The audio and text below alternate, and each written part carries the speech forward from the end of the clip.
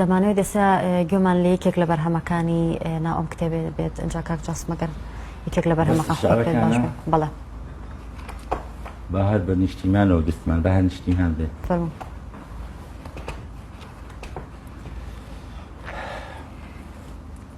ئەی نیشتیمان، ئەی نیشتیمان، من دەزانم تۆ لە چوار لاوەزامداری، زووخاو لە جەستەت دەچۆڕێ بە بێزاری بە ناچاری. ڕۆژێ شەڕت لەسەر دەکەن، ڕۆژێ دڵسۆزت دەردەکەن، نەک شەڕی دوژمن و دژی، دەیکەن شەڕی براکوژی. ئەی نیشتیمان، زۆڵە کوردی بێدرگاوبان، لەسەر میلاتت ناتەبان، ڕۆژێ ئۆردووی تورکیا دێنن، ڕۆژێک ئاخوندانی ئێران. ئەی نیشتیمان، تۆ بە ئومێدی ئەمانەی هەر لارە ملی بێگانەی، هەتا ئەمانە بمێنن دڕکێ لە پێ دەرناهێنن. ڕۆژێ لە تێکت دەفرۆشن، ڕۆژێ بە دوژمن دەدۆشن، ڕۆژێ خوێنی لاوەکانت لەگەڵ پێکێکە ئەنۆشن.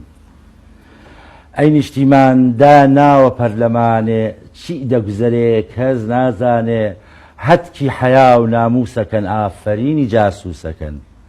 ئەی نیشتیمان، شەهید خوێنی خۆی ڕشتووە، جگەرگۆشەی جێهێشتووە، دایکی شەهیدی بێموچە، دەنوێ لە کۆڵان و کوچە. نیشتیمان هاتە دەنگوتی، نیشتیمان هاتە دەنگوتی، ئەوان شکاوە شکۆیان، چی بەسەر هاتانە و پۆیان، با بڕۆن هەر خۆیان بە خۆیان، ڕویان ڕەش بێوە گەم ڕۆیان. خۆشی لە یەکەین. کاک جاسم، حەزەکەمەوە بپرسم، بزانم وەک هونەرمەندێک کە بابەتەکانت زیاتر لە خزمەتی نیشتیمانە، حەزەکەم بزانم ڕات چییە هونەرمەندانی تر بە شێوەیەکی گشتی کار بکەن بۆ کللتور، بۆ نیشتیمان، بۆ ئەوەی کە بتوانن کللتوری کوردی بەشێکی بەردەوام بمێنێتەوە لە ڕێگەی هونەری ئەوانەوە. خۆی بەڕاستی من زووتر وتومە خۆزگا هەموو هونەرمەندانی هەر چوار پارچەی کوردستان، تایبەتی هونەرمەندانی باشووری کوردستان بیری تەسکی حیزبایەتی وای لێ نەکردنایە کە هەستی نێتەواتیان بسڕێتەوە.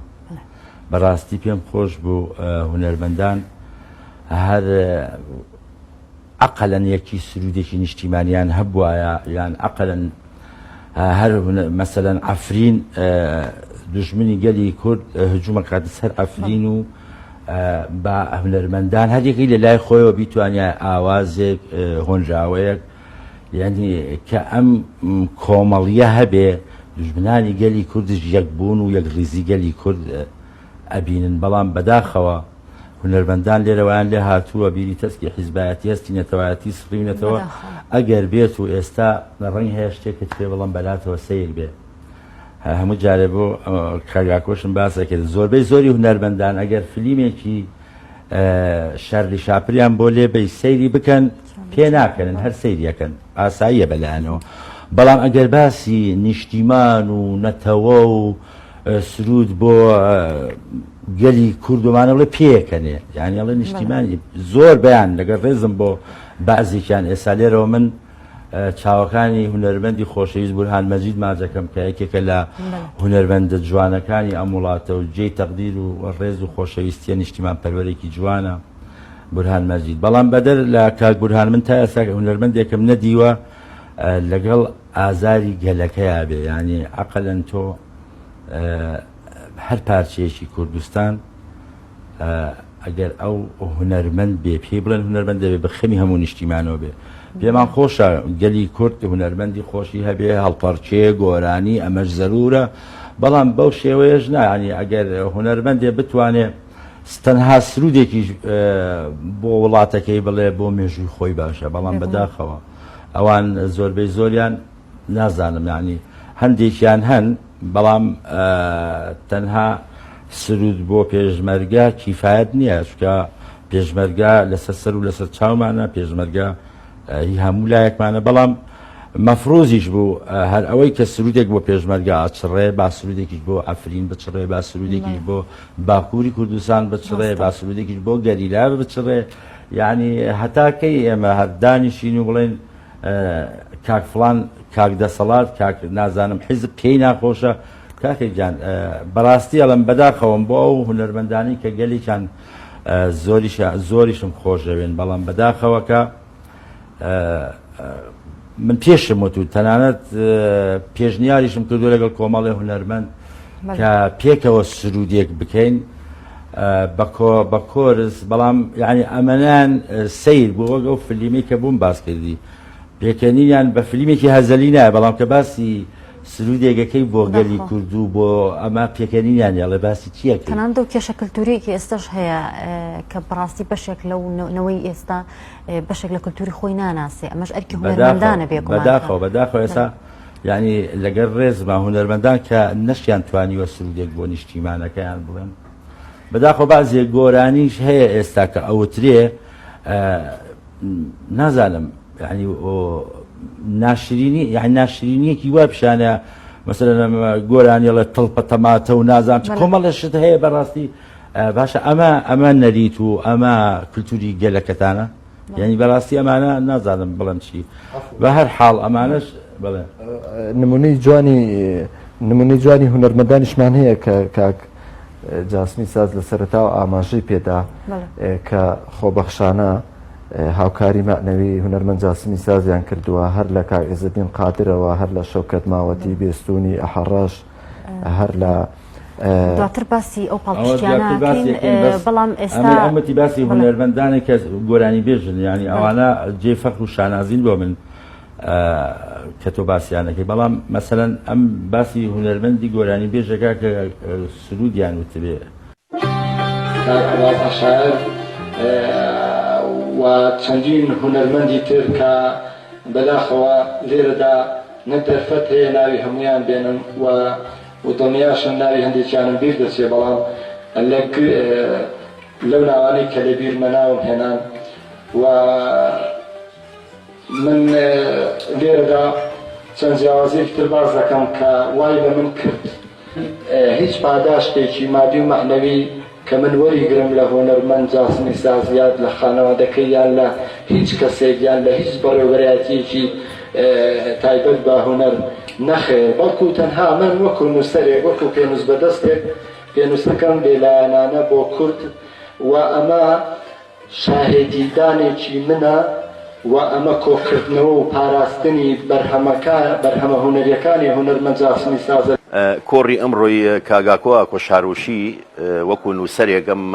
کتێبەی نووسیوە لەسەر هونەرمەند کاجاسم جاسمی ساز بە ناوی هونەرمەندێک لە خەمی نیشتیماندا کاگا کۆشاروشی تا ئێستا ئەمە بۆ شەشەم تا حەوتەم کتێبێتی ئەینووسێتەوانێ بەڵام ئەم کتێبەی بەڕاستی کتێبێکی شاسە لە هەمووی زیاتر بەناوبانگترە ئەم کتێبە لەسەر هونەرمەندێک کە ئەم هونەرمەندە شعر و ئاواز و چەند سرودێکی وتووە کە هەر هەمووی خۆی بۆ هەمووشی لەسەر ئەرکی خۆی بۆ ئەمە جێگەی دەستخۆشی بۆ کاگاکوا کۆشاروشی من لێرەوە دەستخۆشی لێکەم و هیوای سەرکەوتنی بۆ ئەخوازم وەکو نووسەرێک و هیوای سەرکەوتن و دەستخۆشیش لە کاکی هونەرمەند کاجاسمی ساز دەخوازم ئەم کارە بەڕاستی کارێکی زۆر ڕێک و پێک و باشە ئەمە بێتە هۆی ئەوەی کەوا میلەت زیاتر چاوەڕووی بکرێتەوە زیاتر بچێ بەلای کتێبە ینی تۆزێک باری ئەنتەرنێت و فەیسبوک و بواری ئەلکترۆنی سەیتەری کردووە بەسەر عامی خەڵقەکە ئەمە ئەگەر ئەم کۆڕانە زیاتر پەرەی بە خەڵقەکە زیاتر بەراو خوێندن و نووسەر و کتێب و خوێندنەوە ئەڕۆ ئەمەی ئەمڕۆ زووتر کابرا هونەرمەند بواە یان هەشتێک بواە بەرپرسێکیش بە باز ناکرا هەتا نامر بەڵام ئەمە هونەرمەندێکە و لە ژیانایە و کۆڕێکی بۆ گیرا و کتێبێکی لەسەر دەرکراوە ئەمە جێگەی دەستخۆشیە بۆ نووسەرەکەی وەکو کاگاکۆ ماوەی 8 مانگە سەرخاڵی نووسینی کتێبێکم بە ناونیشانی هونەرمەندێک لە خەمی نیشتیماندا و ئەم کتێبە لەو ماوەیەدا توانیمە زانیاری لەسەر ژیان و بەرهەم و چالاکیە هونەریەکانی هونەرمەند جاسمی ساز کۆ بکەمەوە هەم لە ڕێگەی چاوپێکەوتنی خۆی و دۆست و کەسە نزیکەکانی لە گەڕەکی سەرچنار و سەرشەقام و لە دەڤەری شارە زۆر بزەبت لە شارۆچکەی سەی سادق و لە چەند هاوڕێیش تریش کە بوون بە سەرچاوەیەک بۆ کۆکردنەوەی سرودەکان و ئەو شعرانەی کە خۆی نووسیون ئەو ئاواز و ئەو کلیپانەی کە کردوونی و هەموو سەرجەم سرود و شعرەکان نیشتیمانین بۆ هەر چوار پارچەی کوردستان نووسراوە سرودی بۆ پێشمەرگە بۆ باشووری کوردستان بۆ گەریلا بۆ باکووری کوردستان بۆ شەربان لە ڕۆژاوای کوردستان بۆ پێشمەرگە لە ڕۆژهەڵاتی کوردستان و ئەم هونەرمەندێکی نیشتیمان پەروەری بێلایەنە و دەیەوێ لە ڕێگەی شعر و ئاواز و سرودەکانی پەیام و معریفەی نیشتیمان پەروەرێتی و کوردبوون و کوردایەتی بگەێنێ بە بەم جیلە و بە جیلی داهاتوو بە ڕۆڵەکانمان گۆش بکە بە هەستێکی نیشتیمانی بە ئاوازێکی نیشتیمانیانە و پەیامم بۆ نووسەران ئەوەیە کە تا لە ژیاندان پێنووسەکانیان بخەنە گەڕ بۆ نووسینەوەی وەکو چۆن من ئەم بەرهەم و سرود و ئاوازانەی ئەوم تۆمار کردەوە لە کتێبێکدا کۆم کردەوە نووسیمەتەوە و پاراستومە لە فەوتان بۆ مێژوو ئەنشایەتیە بدەین بۆ ئەوەی لە ڕێی نووسینەکانمانەوە لە ڕێی کتێبەکانمانەوە زیاتر فەرهەنگی ئەدیبان و نووسەران و فەرهەنگی شاعیران و نووسەران و هونەرمەندان ئەم فەرهەنگی کوردبوونە کوردیە دەوڵەمەند بکەین و لە ڕێی پێنووسەکانمانەوە بتوانین نیشتیمانەکەمان دەوڵەمەند بکەین بە کتێب.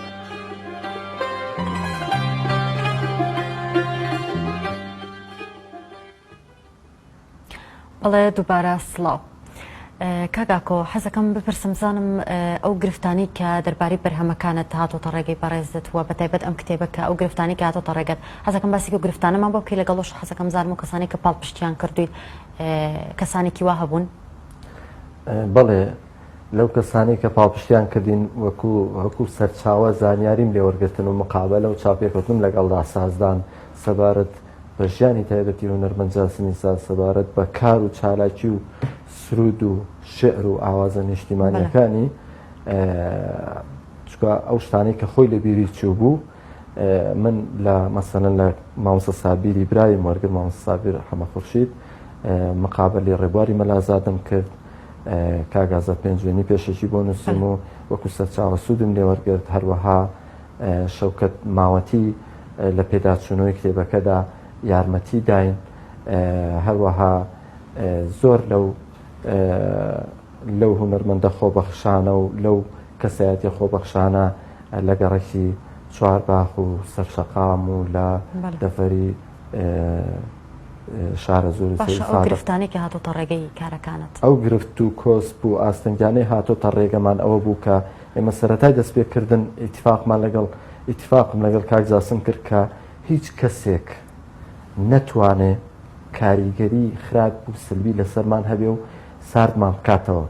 دوای ئەوەی کە ئەو بیرۆکەکەی منی پەسەند کرد و وتی من ڕازیم تۆ ژیانی من بەرهەمەکانی من بکەی بە کتێب من سوپاسم کرد و پەیمانمان بە یەکتردا کە بەردەوام بین لێر و لەوێ خەڵک دەهات قسەی دەکرد خەڵکی ئەوەی کە گۆش کراوە بە بارگاوی بووە بە کەلتور و نەریتی یەکتر شکاندن کە لە ناو میلەتەکەمان بەداخەوە هەیە لە کای کۆمەڵایەتی و لە کای هونەری و لە کای سیاسی و لە هەموو کایەکانی ژیاندا بەرەوکی میلەتەکەمانی گرتووە مەژە جێرمەوە بۆ پەروەردەی سەقەتی خێزانەکان دەهاتن مەسەلەن لای کاک جاسمی ساز فلان نووسەرە فلان شاعیرە فلان ئەدیبە فلان بەناو هونەرمەند دەهاتی و ئاکۆ کەی بەشەرە کتێب لەسەر تۆ بنووسێ دەهات لای من باشە بۆ لەسەر بە پێچوانەوە ئەمە دووڕوویە لەسەر دووڕووی نمونێ لەسەر هەم دووڕووی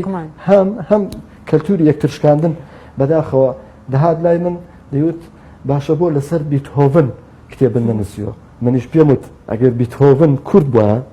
تۆ بەزەم داتەپڵۆسی تۆ بەزەم ئەو شکات کەواتە ئەم جۆرێک لە کەلتوری یەکتە قبوڵ نەکردن جۆرێک لەوەی کە کاتێک کەسێک کارێک دەکات کارێکی باش دەکات کە ئەمە بێگومان لە خەمخۆری بەڕێستایە کە کاری هونەرمەندێک ئەشیف بکەی ئەمە هاتووە بەناو ئەدیب هاتووە توێتی ئەی کەی سەرێ منیش دێژیان و بەرهەم و ئەدەبیات و هونەری من بنووسیتەوە بەڵام لای ئەو توێتی بە نووسەرێکی تری بسپێرە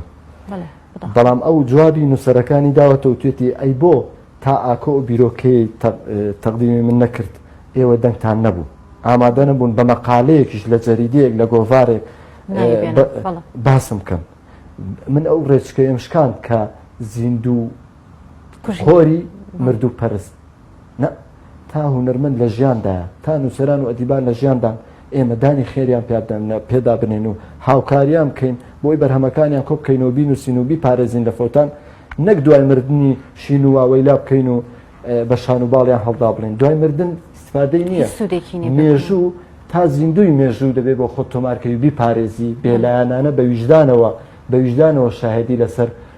کەلتور و هونەری کوردی بدەیت کەلتور و هونەری کوردی بە تەرەفگیری دەوڵەمەند